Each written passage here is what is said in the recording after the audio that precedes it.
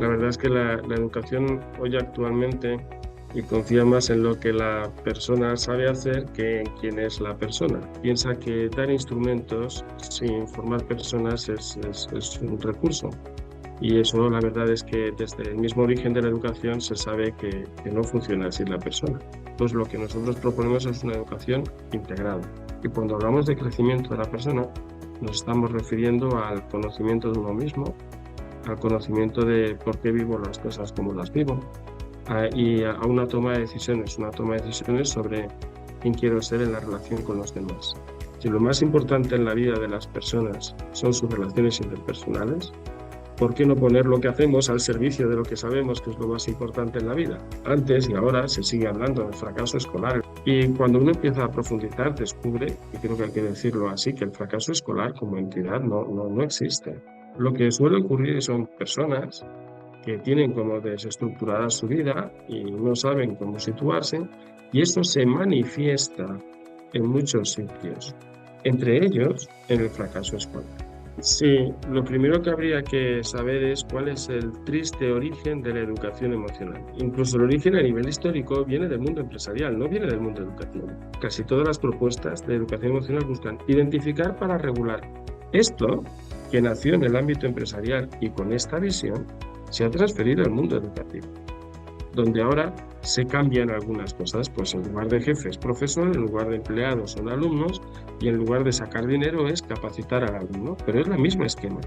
Están entendiendo todos como que las emociones son una especie de reacción ante algo que me impacta, y parece que eso que me impacta genera en mí un estado emocional y yo necesito controlar o regular esa posesión. Las emociones tienen mucho más de la expresión de la complejidad de la vida en un momento concreto.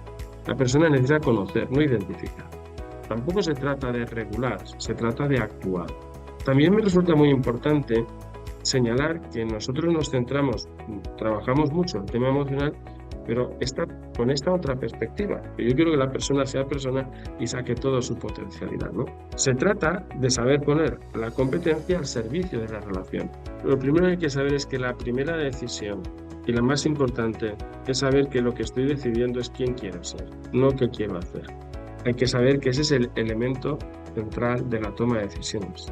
Y lo primero y lo fundamental es que yo necesito comprender mi forma de ser actual. En lugar de poner una especie de preestablecido, lista a la que la gente tenga que alcanzar, en lugar de llevar a las personas fuera de su realidad, ¿por qué no plantear una educación del carácter que me ayude a mí a conocer mi realidad y a acoger mi realidad? Que no hay forma de crecer si no es acogiendo la realidad de uno. La experiencia es donde se da la confluencia de la persona con el mundo y sus relaciones. Es cuando la persona al mismo tiempo se conoce a sí misma, conoce al otro y conoce al mundo. La experiencia consiste en qué le propongo en el que hayan elementos personales, elementos relacionales y elementos del mundo. Todo junto, porque como viene de una experiencia integrada entre yo, el mundo y el otro, luego va a poder usar las cosas introduciendo la ética desde el principio. La diferencia entre modelo y método es sencilla, ¿no? Un método te dice qué tienes que hacer. ¿Y qué quiere decir un modelo? Es intentar responder a las grandes preguntas de la educación. Lo que estamos haciendo desde Acompañando el Crecimiento será novedoso, pero no es nuevo. O sea, será novedoso porque hoy en día, en el contexto actual, nadie habla con esta fuerza tan grande de la persona. Nosotros, si nos queremos centrar en la persona, tenemos que ciertamente ayudar a que la persona, sea autora, sea creadora de su propia vida. Y eso no se puede traducir en decirle al otro qué tiene que hacer. Es decir, no se trata de darle al otro pensamientos, sino que ayudarle a pensar. Si queremos que el profesor promueva la autoría, ¿no?, la creatividad del niño, hace falta formaciones que promuevan la creatividad del profesorado. Pues la formación es una formación personal. ¿Qué queremos decir con esto? Es una formación que está centrada en que la persona se conozca a sí misma y pueda actuar sobre su propia realidad. Pero la pregunta es, ¿y dónde queda la formación personal del profesor? ¿Por qué un profesor va a ser sensible a la complejidad de la vida que lleve un alumno? Esa es lo que planteamos, son formaciones que están destinadas a poderse trabajar a sí mismo a centrarme en las cosas que tengo que hacer con los alumnos. Trabajamos mucho lo que es la experiencia personal con herramientas que ayuden al conocimiento de sí mismo y toma de decisiones. Se buscan plataformas de interacción y tienen las formaciones, luego tienen un seguimiento, porque si luego no se consiguen trasladar al día a día, no acaba siendo una transformación real, ¿no?